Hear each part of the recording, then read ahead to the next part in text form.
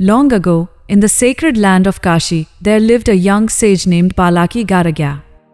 He was a man of immense learning. His days were spent studying the Vedas, reciting mantras, and speaking proudly of all he knew. He was known across kingdoms for his vast knowledge of the scriptures. He could recite ancient hymns, explain cosmic mysteries, and speak of gods, stars, and spirits with great authority. Wherever he went, people listened.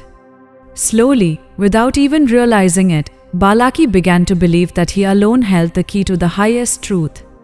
Somewhere, quietly and unnoticed, a seed of pride had begun to grow in his heart. A pride not in the knowledge itself, but in the knower, in himself. One morning, after finishing his prayers, Balaki stood beneath the rising sun and made a bold decision. He would go to the great king Ajatashatru, the ruler of the Kashi kingdom, and teach him about Brahman, the eternal truth, the source behind all things. He thought, what is the use of kingship if one does not know the Supreme Self? And so, with pride in his heart and confidence in every step, Balaki made his way to the royal palace. King Ajatashatru welcomed the sage with warmth and respect. He was no ordinary king. Beneath the crown and the sword was a man deeply curious about life, death, and what lies beyond. When Balaki declared that he had come to teach him about Brahman, the king simply nodded and invited him to speak. With great enthusiasm, Balaki began his teachings.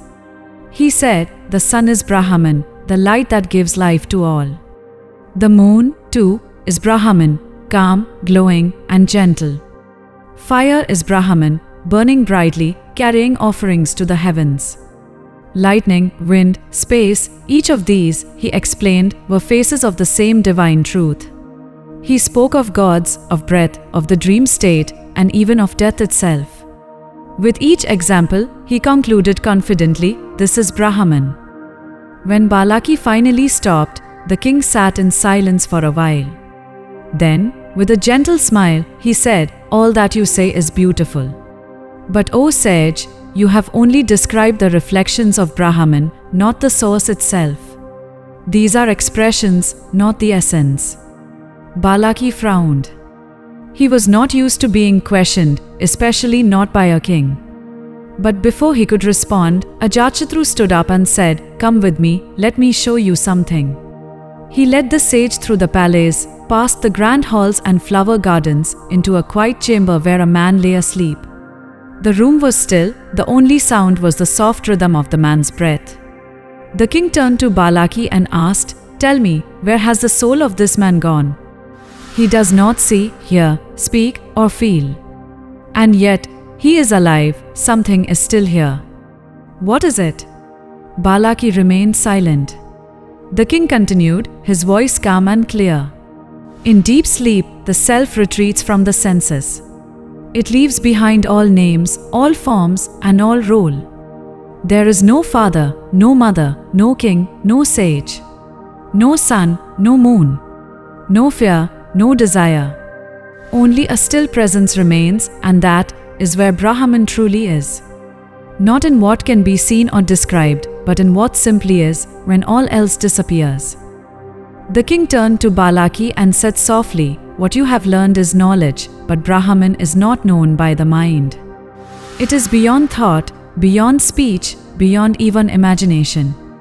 It is not something you point to, but it is something you become. It is the one that sees, not what is seen."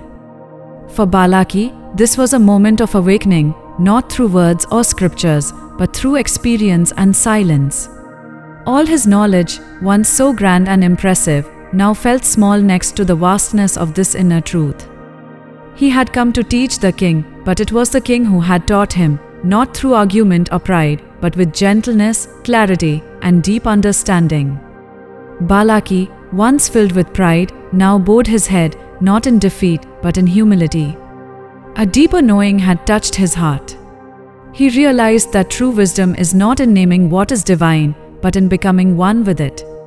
Brahman is not something we grasp with the mind, it is something we awaken to in silence, in presence, in stillness.